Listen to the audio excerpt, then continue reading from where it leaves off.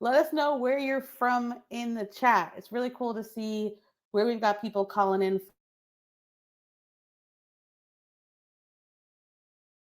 And CEO of Fiveable. I used to teach AP World back in the day. So, don't tell anybody, but this one's my favorite subject. I am based in Milwaukee in Wisconsin, where it's nice and sunny behind me. So super stoked to see where we probably have people from all over the country, probably even outside of the US, which is super cool. So tonight we're going to be doing an hour cram preview. So this is a quick snapshot of what the crams will look like. And this is a particularly good one. This one's all about China, which I know is oftentimes for students, you're like, I know I got to know all this stuff, but I can't remember all of it.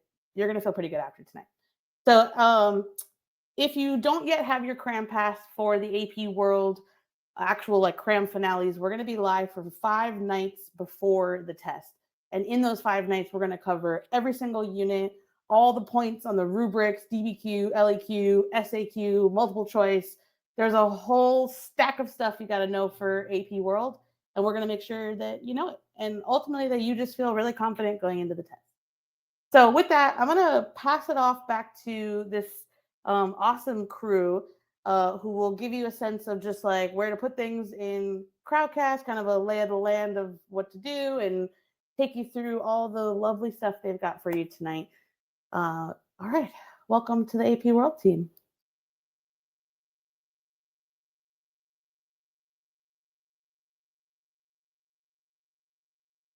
Hi, everybody. My name is Mr. Dramby. I'm going to introduce yourselves to some friends here. My name is BJ Dramby. I'm from Pennsylvania, and I'm excited to see you all.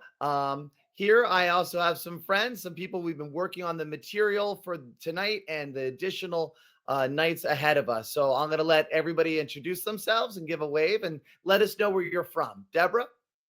Hey, I'm Deborah, and I'm from New York. It is so great to be here tonight. Awesome. Dr. Posa? Hi, I'm Dr. Posa. Some of my students call me Dr. AP because my initials are AP for Amy Posa, and I teach AP World History. I'll be answering your questions tonight in the chat. So if you use the Q&A function, you have any content questions, I'll be, while BJ is talking, Mr. Dramby is talking, I'll be answering questions and giving you guys a little extra assist. And Angela?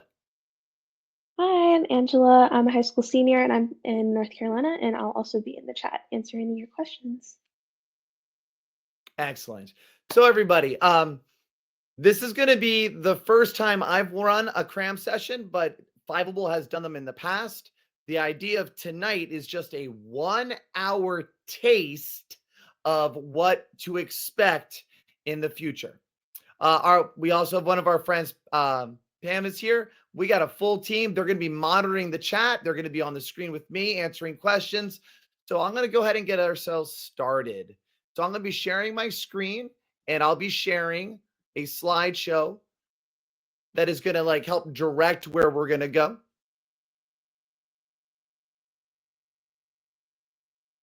Excellent.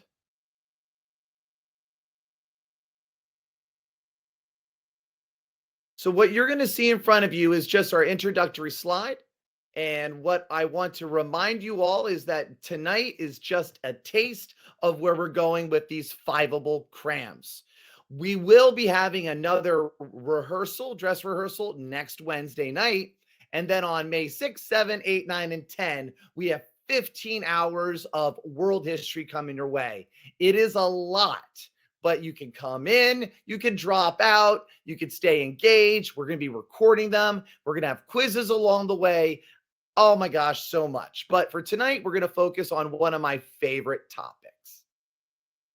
So please follow us at Think Fiveable on social media. You can go to the Fiveable website. There's an exceptional library of materials, of study guides. I really encourage you to go look at Unit 1, the Global Tapestry. I wrote it. I'm proud of it. It's good stuff. It can help you through the next few weeks. Get you ready for May 11th. So tonight is a cram preview. This is the team. This is the team that's going to be working with you for the next few weeks. We are building out materials to keep you engaged, to keep you busy, and keep you learned.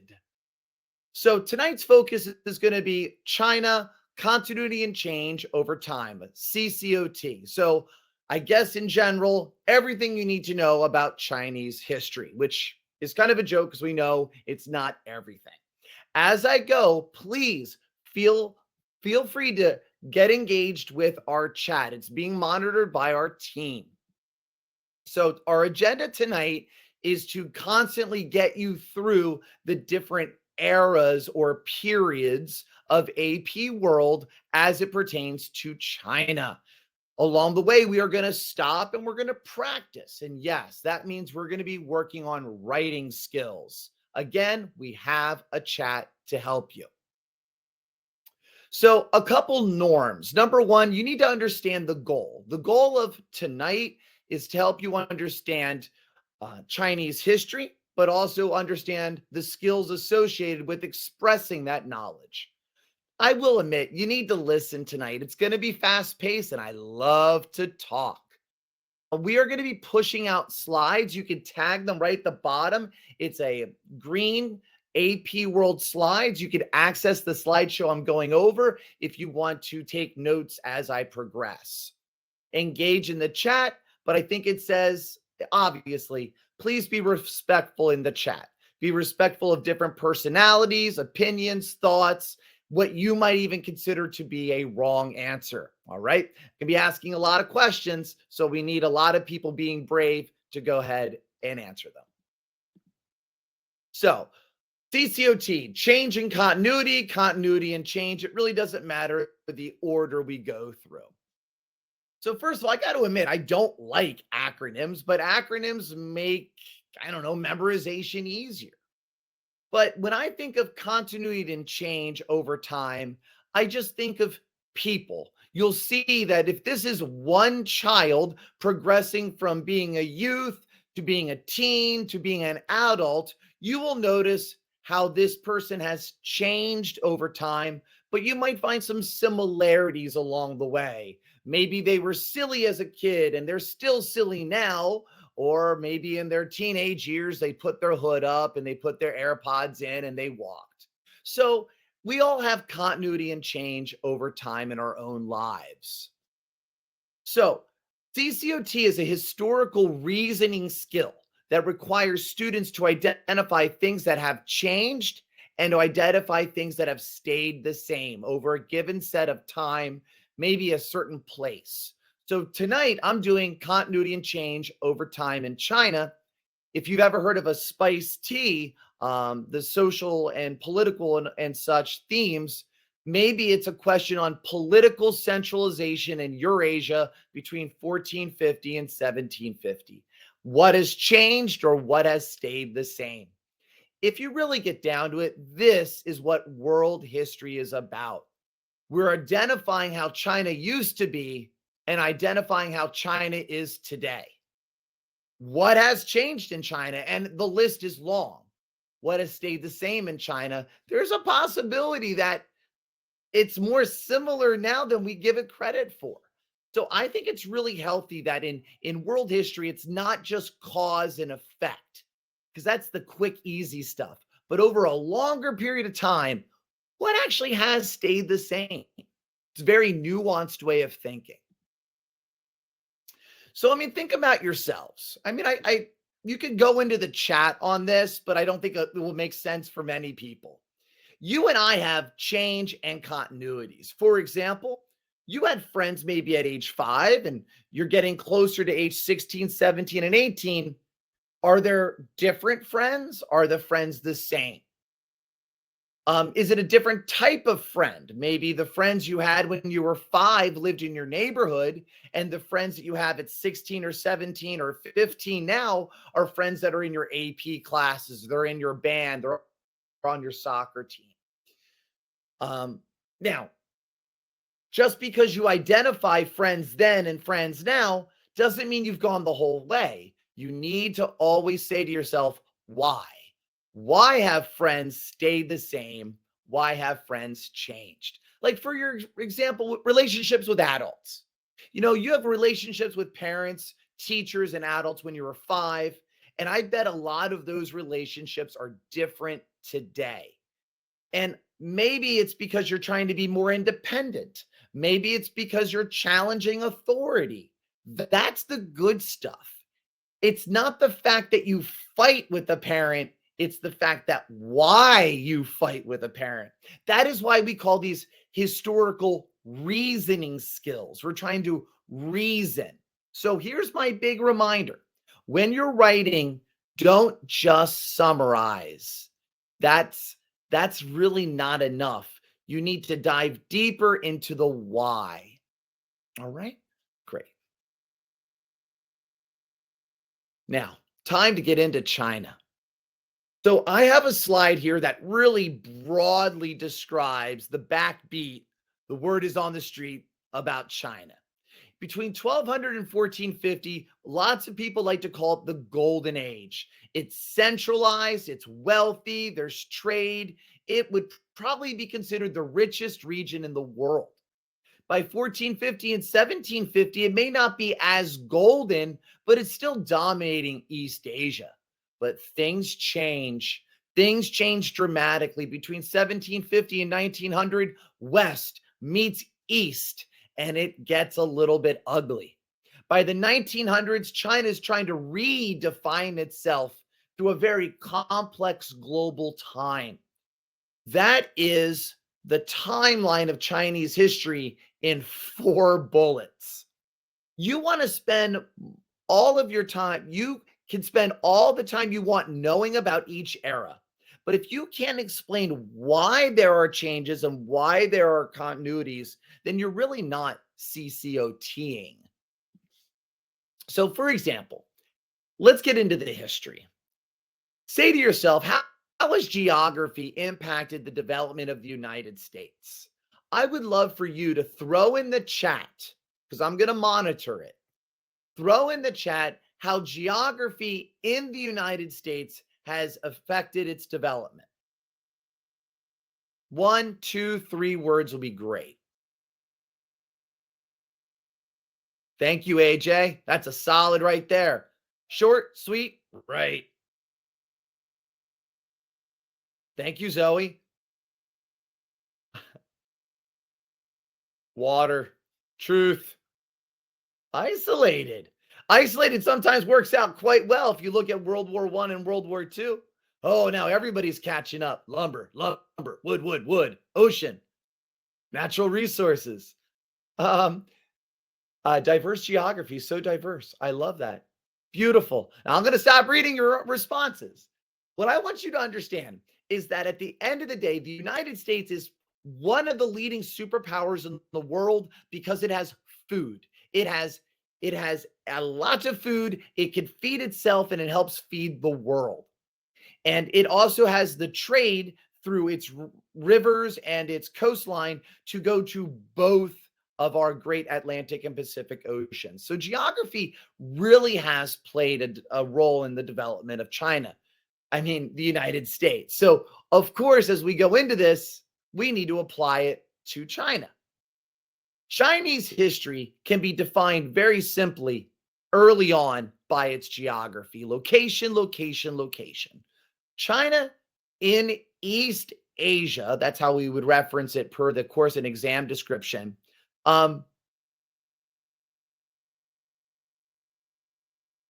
is in a region where it doesn't need a lot of Great Wall of China because it has a geographic Great Wall of China. Most of the Chinese population lives on the East Coast.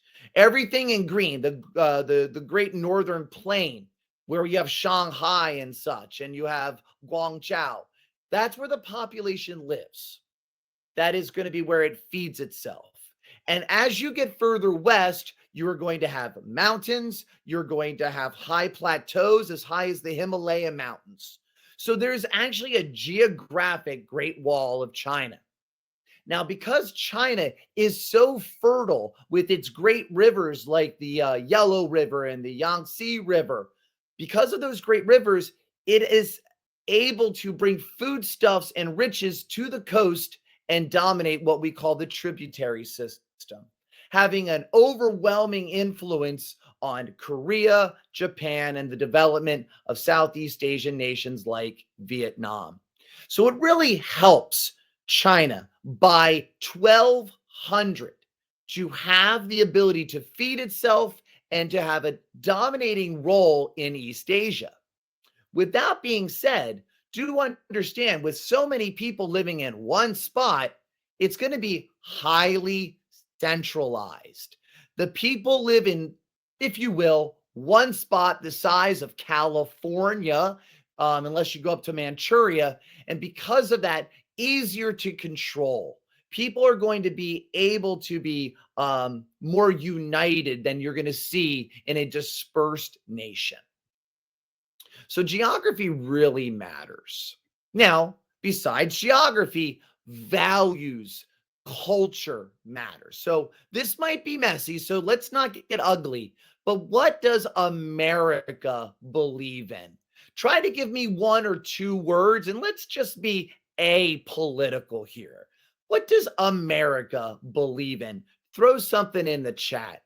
Thank you, Abina. Patriotism, freedom, manifest destiny. Absolutely. Human rights, nationalism. Wow, we are a very go America. I thought I'd hear a couple of hard work. Christina, that's a solid. We work more hours than much of Western Europe combined. Social justice, self-determination, capital letters, capitalism. All right. I'm going to stop reading the chat, but thank you because you get the point. At the end of the day, our values in America, though not perfectly shared by all, thank you, McDonald's, we can say there is a root to being American as a society. Of course, that's China too. They are largely built off of the ideas of Confucius. Now, Confucius was a man, a real human being around 500 BCE. He walked the earth during a very challenging time. In this challenging time, the era of warring states, he helped promote what we call today Confucianism. Confucianism is a philosophy. It's a way of life. It's a core set of values. The 5 relationships where there is a hierarchy, ruler over subject, husband over wife, elder brother over younger brother. They also believe in filial piety, this respect to ancestors, respect to elders, respect to parents. These type of values have a long-term impact. I don't want to say the word conformity because it can be construed in many ways, but just imagine the unifying power of Confucianism, where it doesn't over-promote individualism and competition, and it promotes the state, the unity, the country, the people. No better example than the civil service exams that were used during the Han Dynasty and come back during the Song and the Tang. These exams are based off of Confucianism and help create a scholar gentry that have more influence than any sort of merchant does. So before you start AP World, please know Confucianism. You can search Dramby, that's me. I have a video on Confucianism back before I had gray hair and a receding hairline and glasses. I would welcome you to research Confucianism. You need to know it. It's a backbone of China.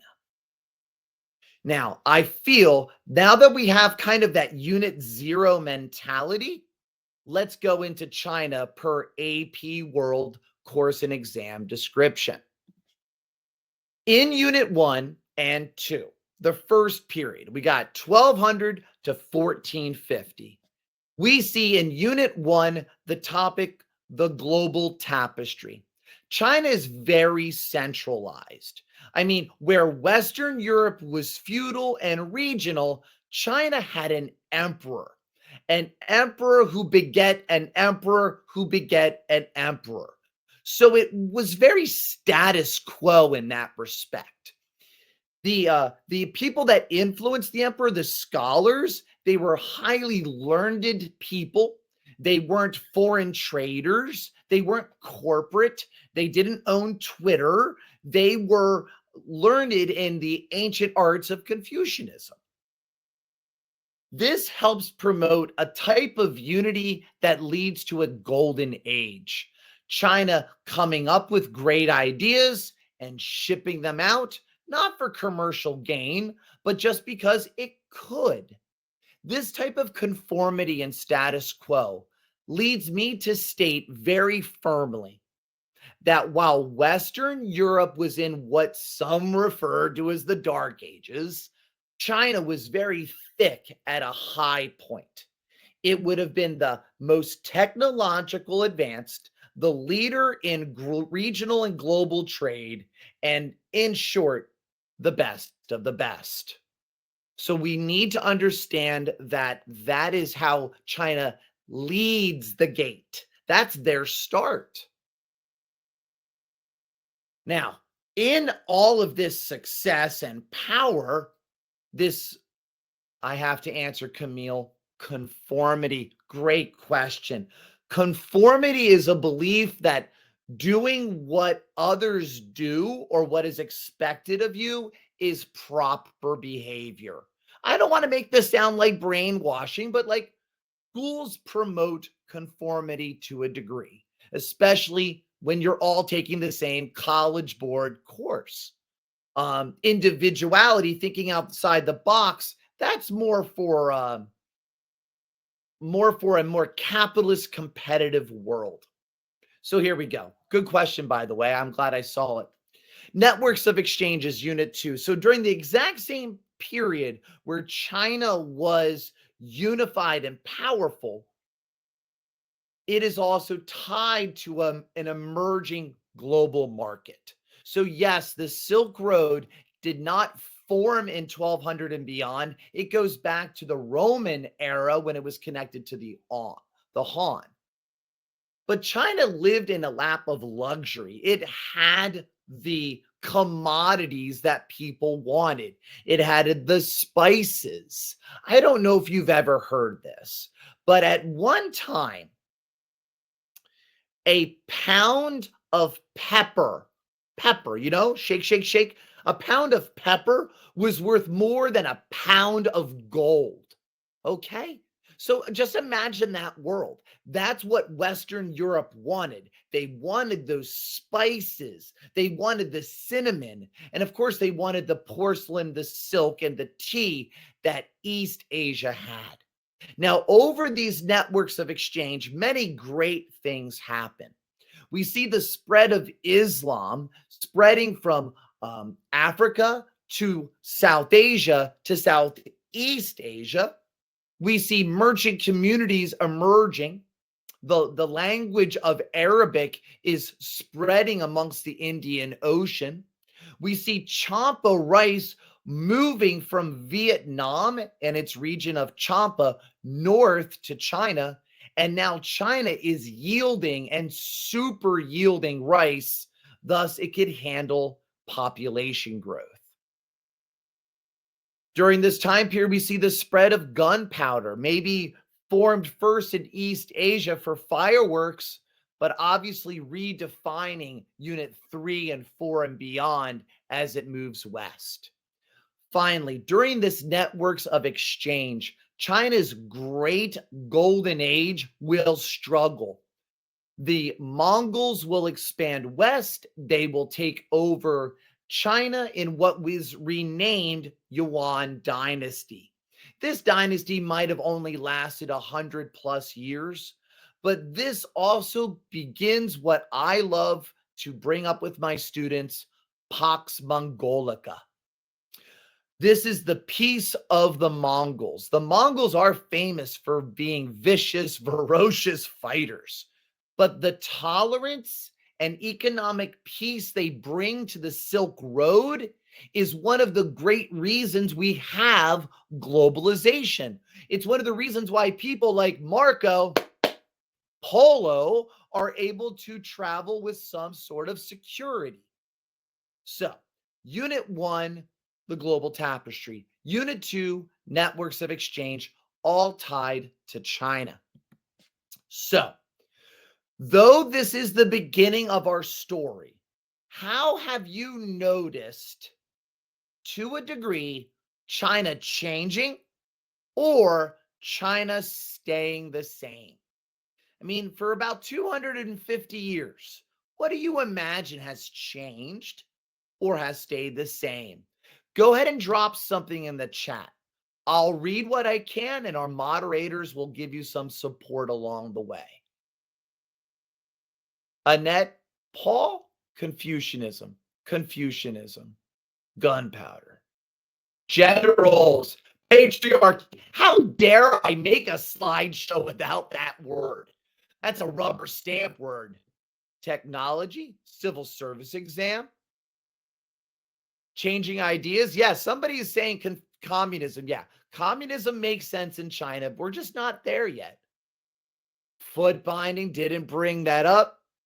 Foot binding will go all the way through the 1800s. And I actually know somebody whose aunt is foot bound, but that will be for a different day. Yeah, wonderful. Daoism, Buddhism. You know what? I know a little bit about Daoism and Buddhism. Now, Confucianism might have been the state philosophy, but we also have the religion of Buddhism and Daoism. So what I'm going to do is I'm going to share something here with you. One of my friends, Deb, made this video for all of you that talks briefly about Buddhism and Daoism. So let me go ahead and let you watch. This is Deb talking about Buddhism and Daoism. Hello, welcome to Outside My School to talk about Buddhism and Daoism. So to start off with Buddhism, it was founded in India in about 600 by the founder Siddhartha Gautama, or the Buddha. Buddhism focuses on peace, meditation, and spiritual harmony, as does Daoism. Within Buddhism, there's this concept that's called nirvana. Nirvana, it means basically after you die, you reincarnate, and that continues and continues until your soul finds peace, which is called nirvana. You can follow the Eightfold Path, comprised of 8 steps, to reach that nirvana, and there's some guidelines. There's not really a god associated with Buddhism, though they do pray and they just hope to find nirvana. They're a very peaceful religion focused on bringing harmony. Meanwhile, Daoism, which is pretty similar, but there are some key differences. So Daoism believes a lot in meditation and guidance. It believes that everywhere around is the Tao, and that the Tao is kind of like, it's just like the spirit. It's just like spiritual, right, with nature. And this was founded in China by Lao Tzu, and it was spread also throughout. And their main goal is just meditating, and they believe that you live as long as you need to be filled with peace. Thank you guys all for listening. I wish you all luck on the AP, and I'm so proud of you all. You're gonna do great. Thank you. Thanks, Deb. I appreciate the support that you're offering our friends here. We're going to be showing video after video after video during our live cram sessions. The students have been very busy preparing skill-based and content-based videos for you. So I just wanted to share a little bit about that. Buddhism is a great example of a change because it takes Buddhism a long time to climb over the Himalayan mountains. But obviously it sets a good foot in Tibet and eventually becomes a challenge to the Confucian norm. So thank you. I saw some great comments there. I do like somebody posting about something in the way. They're making a reference to Nirvana, one of the greatest bands ever, but that's for a different day. Guys, you were hitting some great stuff. And what I really like is the questions being asked. So these are things we're going to be diving deep into when we do our live cram session starting on May 6th. Awesome. I'm so happy. So I am trying to be quick because we have longer skill-based pauses later. All right. Thank you, August, about your irony. I love it. I have to read a couple of these out loud. Yes, a lot of you are noticing that there are different branches of Buddhism. That is a wonderful change over time reference. That as Buddhism spreads, it tweaks, it changes, it evolves. And so does Christianity, so does Islam. That's somebody referenced the Sufis earlier. Man, you guys, you should be teaching this. All right, here we go. So again, I'm Mr. Dranby, I'm BJ, and I'm diving with you into Unit 3 and 4, 1450 to 1750. So now we're getting to the time period in China where we would reference it as a land-based empire. The Ming Empire, for example, starts to make money through a pretty strict taxation policy.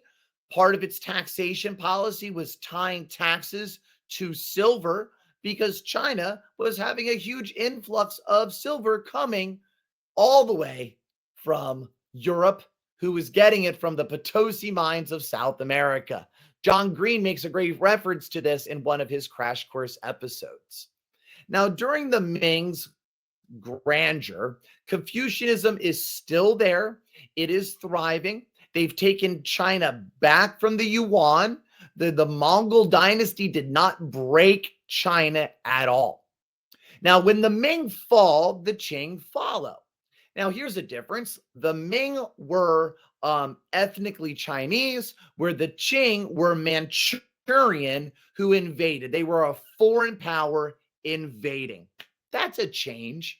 But I don't think you need to know too much about how the Ming fell, who led the fall, how the Qing came to power, who led that. That is such a deep dive that you need to take it out of your head, throw it away until May 12th. I don't want you thinking that that's going to be on the AP test. Now, during the Qing Empire, there's a lot of emphasis put on the imperial portraits, making the emperor still that figurehead that the nation needs to unite. And it's during the Qing Empire where they're going to keep resorting back to isolation. See, under the Ming, Zheng He, or spelled Zheng He, Zheng He explored. He was exploring well before Columbus was exploring. In his explorations, the Ming emperors, they were like not overly impressed and demanded a dismantling of the Chinese fleet.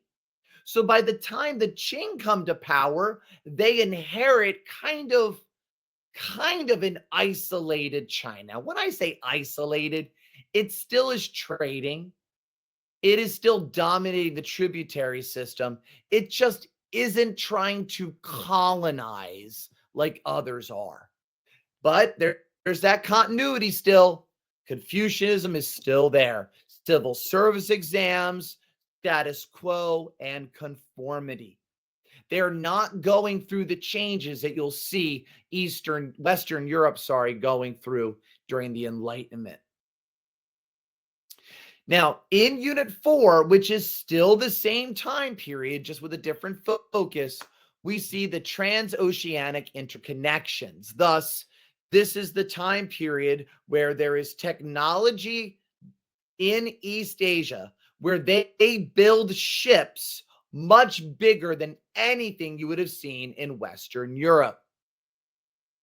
This is the time period where the Ming build these ships, but then destroy them because the goal to expand abroad by sea is not important to them.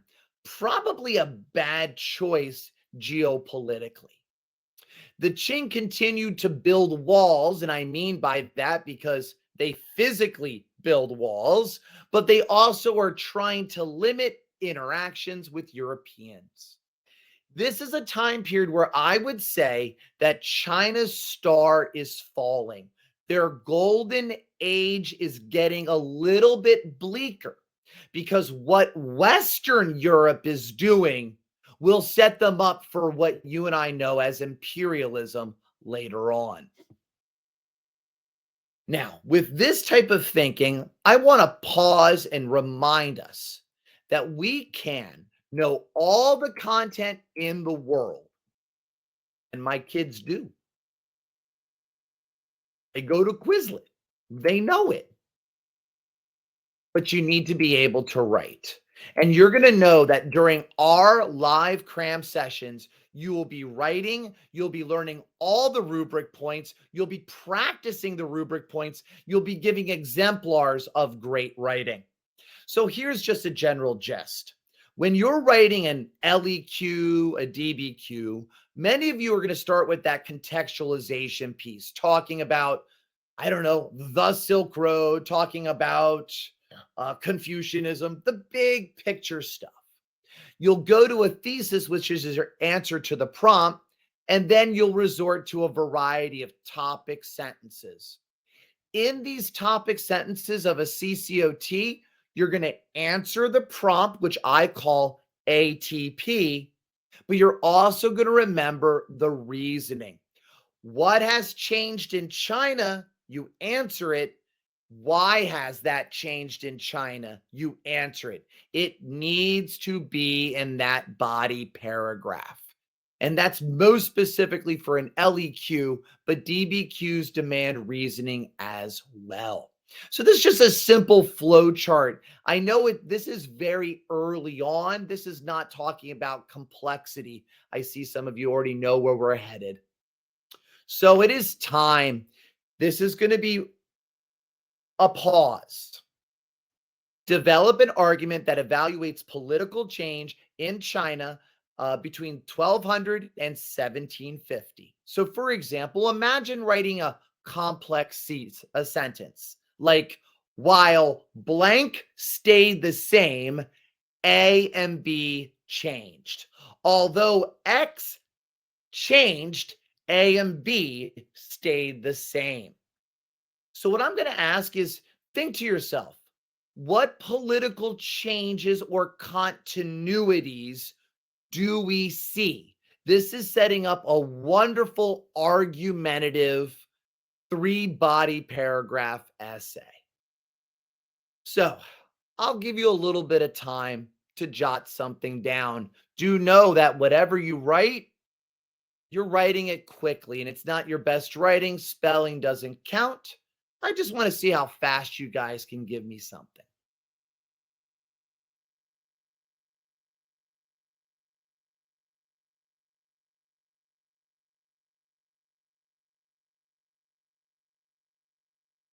I disagree with Russ because complexity is something that you're going to carry to college with you.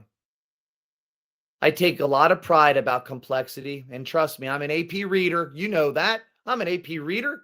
I don't find a lot of perfect essays, but that doesn't mean it's not getting you ready for college writing.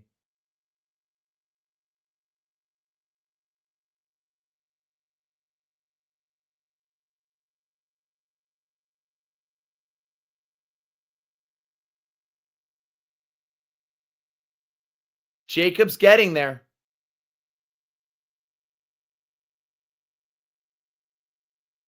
Although the influence of Confucianism influenced the centralization of Chinese authority. Good job.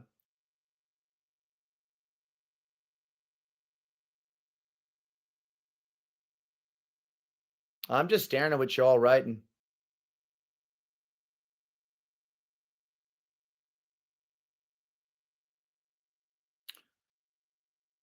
So, Aiden Thomas, I'm calling you out. I love you. You're my favorite kid named Aiden Thomas. Do understand? We got to say how it remained the same. I really encourage you guys to stay away from one-word responses. Politically, something changed, while socially, something stayed the same. Like,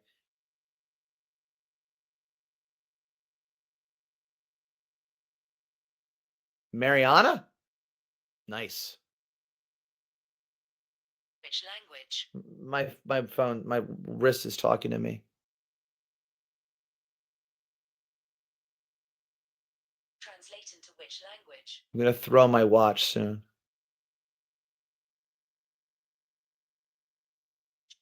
Translate into which language? Do remember, we're trying to talk about political change in China. So talk about how technology impacted politics or economics impacted politics. You don't want to just say a brain drop of everything you know about change in China. These are great. And obviously, I can't read them all. But I want you to understand, we don't learn for the sake of just doing. We learn because we're going to have to write about it in a SAQ, in a DDQ, or an LEQ, all right? I don't know where my head went. I don't see me. I see me down here. It's like I hid.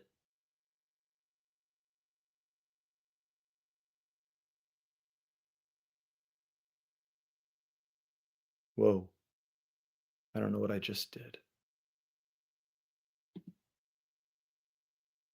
Thank you for being patient. This is my first time with.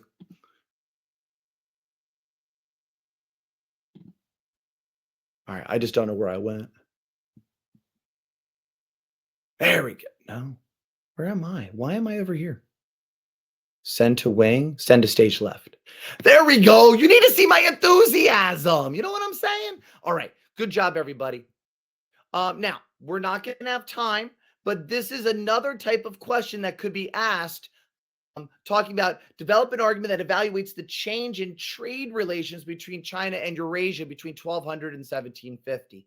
Using the complex thesis approach, you're setting yourself up. Now, what I always teach my students in my brick and mortar school is that eventually all these rules go out the window because during an LEQ in May, you might only write one body paragraph and still do very well. But at least you've learned at a higher level, at a higher rate, so the day of, when writing the worst LEQ of your life, you're ready, you're prepared. All right. Not enough time for that, but that is going to be in your slides. If you want to download that link, remember it's right down here on the page. It says AP World Slides. Go ahead and download those, especially if you're beginning to drift off. This is recorded, though.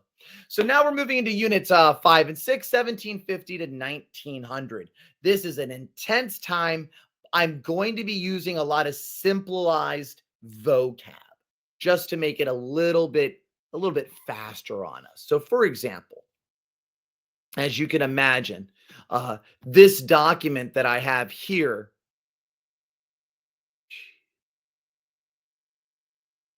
there we go. This document that I have here is one of those most important documents. I learned it in college. It was the first thing I taught in 1999. This is the document. Why? It's because in around 1800, China had the upper hand. It was ethnocentric. It was confident. It was economically dominant. And it was telling the Europeans, step away. King George III, you're losing in the Americas. Guess what? You're going to lose in East Asia. Wow. It is awesome. Make sure you read this. The challenge, though, is the Europeans take that as like an economic insult. You're like, no, no, no, no. You're not going to trade with me. You're not going to trade with me. So that is the beginning of a very divisive relationship between the West and the East. So we see an era of revolutions. Now, when I wrote the words over there, I'm referencing that in Unit 5 of AP World, they talk about the Enlightenment, they talk about the American Revolution, and they talk about the Industrial Revolution. Much of what happens in the Ottomans and in China and in Russia is over there. They're like almost the bystanders of a dramatic revolution in the West.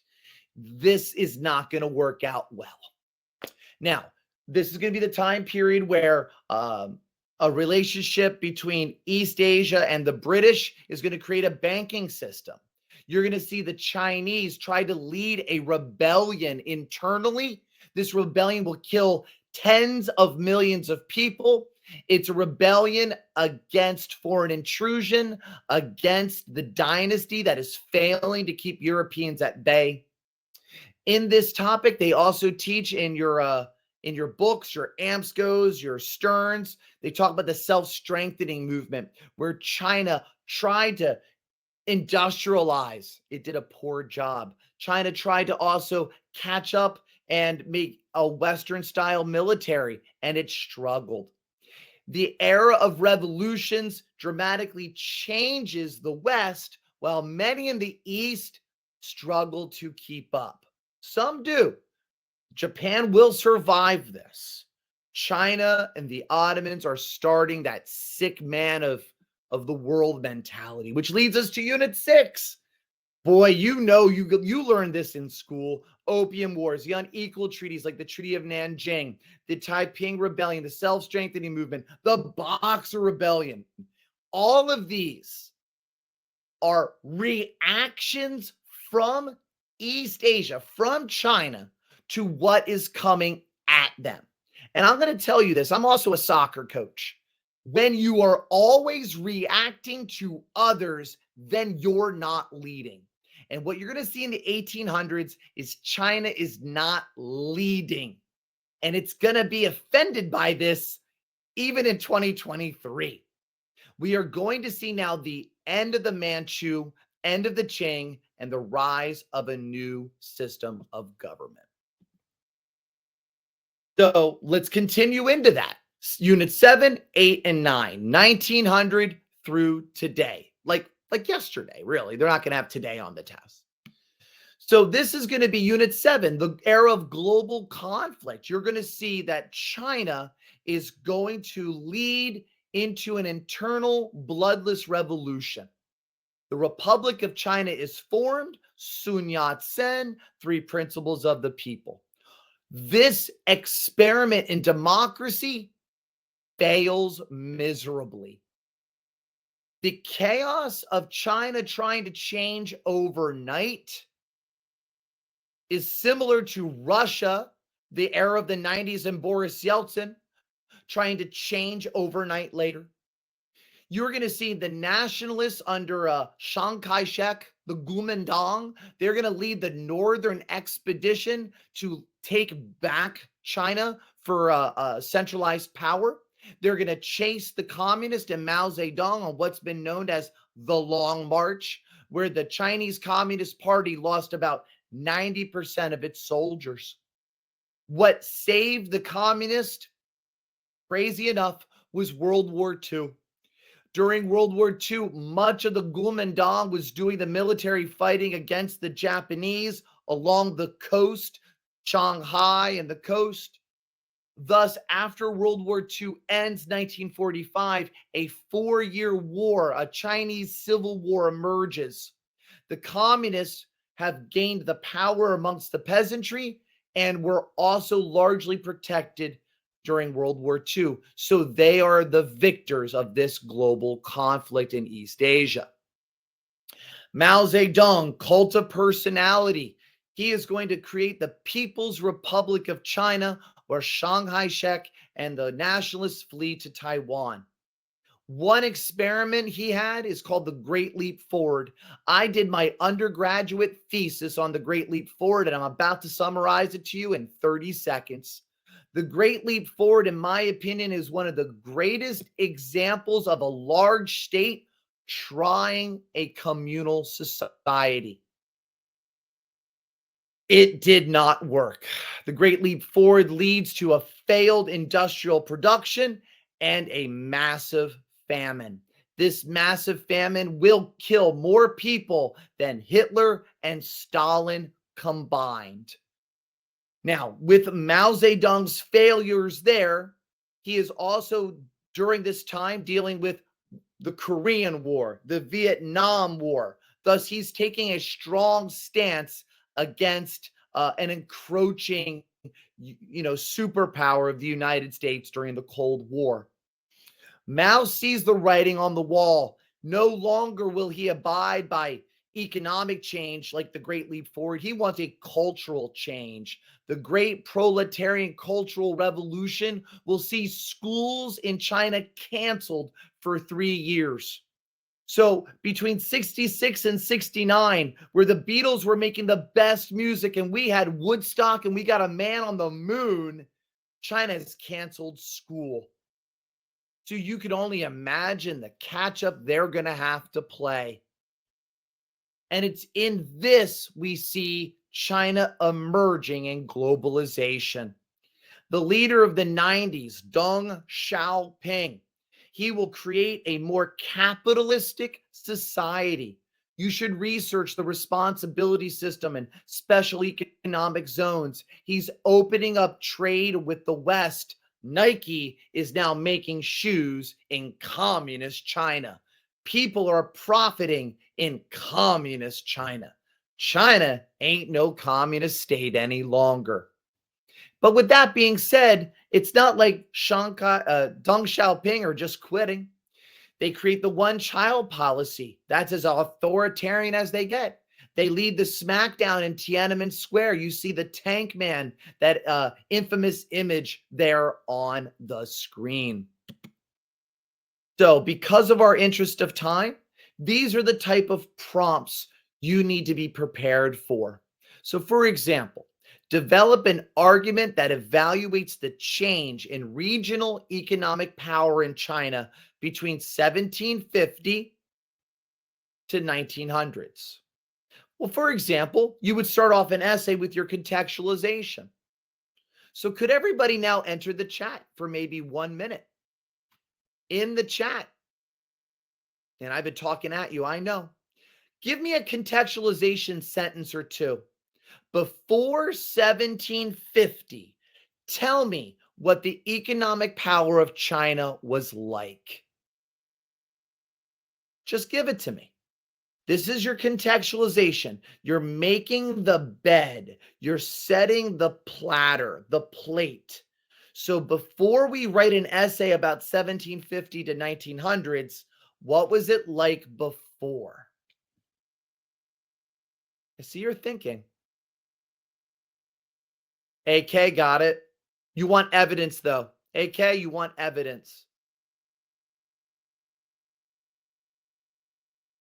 AJ said same thing, but added evidence. Russ, try to back it up to 1750 and earlier. Ooh, where was that? Tributary system. That's great. That's great. Silk Road's fine. You're backing up quite a bit.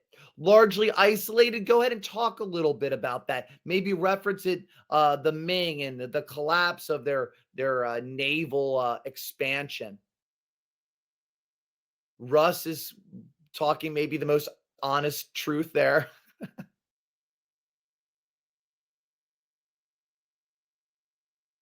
There you go. So for a lot of you, you're like panicking, but check it. That's how you start your essay. Your essay is about 1750 on, so you say before 1750 and you link it to the prompt. You always try to give evidence.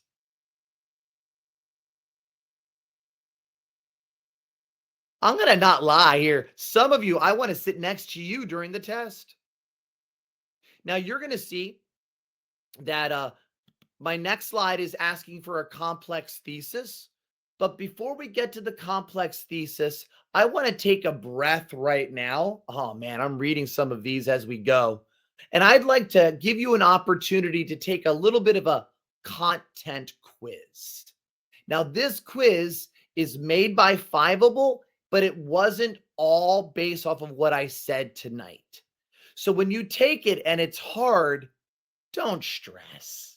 So what I'm going to do right now is I'm going to go ahead and share a quiz up on the screen.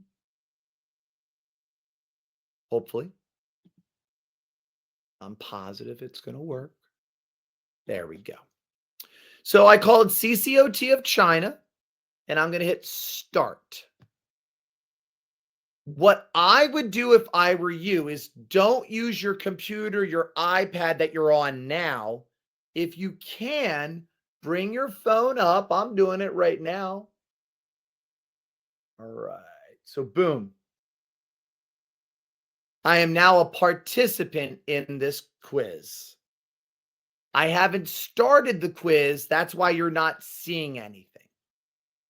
During our live cram sessions, we will be having videos produced by my wonderful student team. We're going to have a different teacher, Dr. Posa, helping out, and we're going to have these 5-able quizzes. For some of you, it's going to be your favorite part because I talk a lot. So in a second, I'm going to hit start quiz. I hope it still lets you join late. Ready, set. We have 78 of you joined.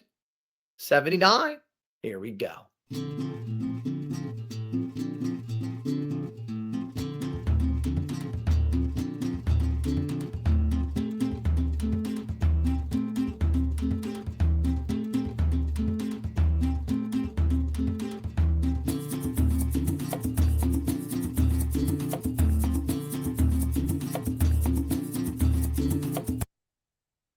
Good job. Let's go to the next question.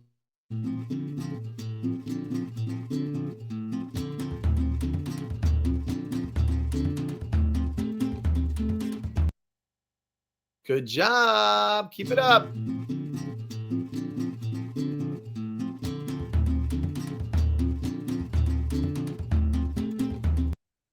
Holla.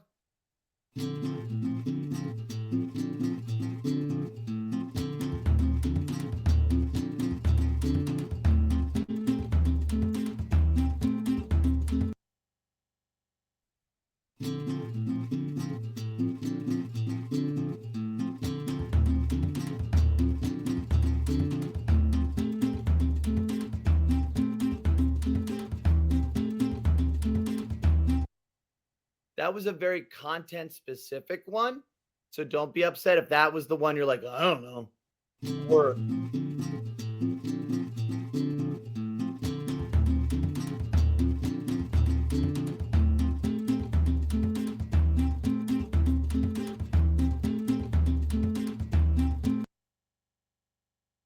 we're going. Let's explode this one. Explode it. Get there. Get to that line.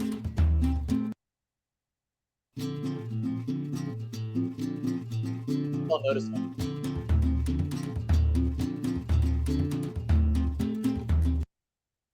Sometimes a little memorization doesn't work.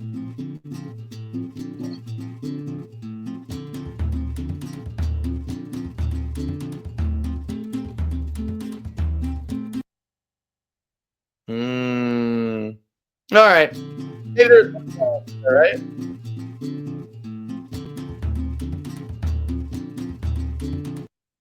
There you go.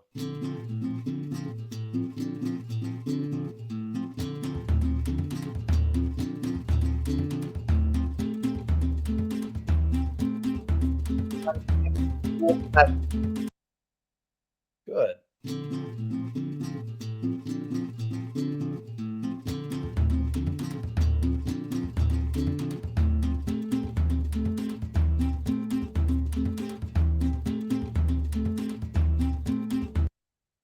I love it.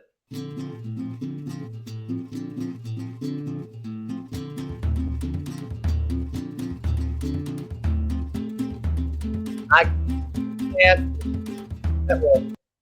That is the best answer. Good job. And quiz. Good job, everybody. Now I'm going to plop back here and I'm going to head back to my slideshow. We only have about a minute left. We wanted to keep it short and sweet tonight, considering.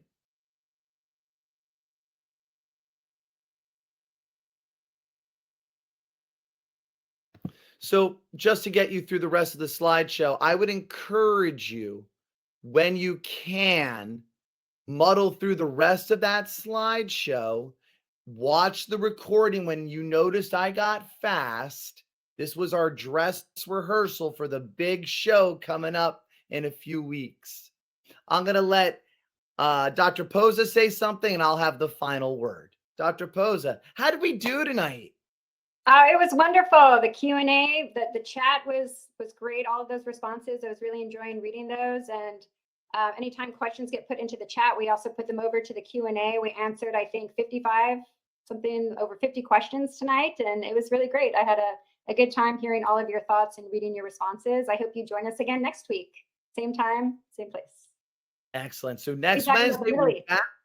Make sure you buy your Cram Pass for $15. You get 15 hours. And I guarantee you, we're going to have more opportunities for discussion, relationships, interaction. Tonight was just kind of a let's get our feet wet in something new. And I think it worked pretty darn well. All right. On behalf of our student team that was working on the behalf of Dr. Posa, we'll see you next week. Take care, everybody.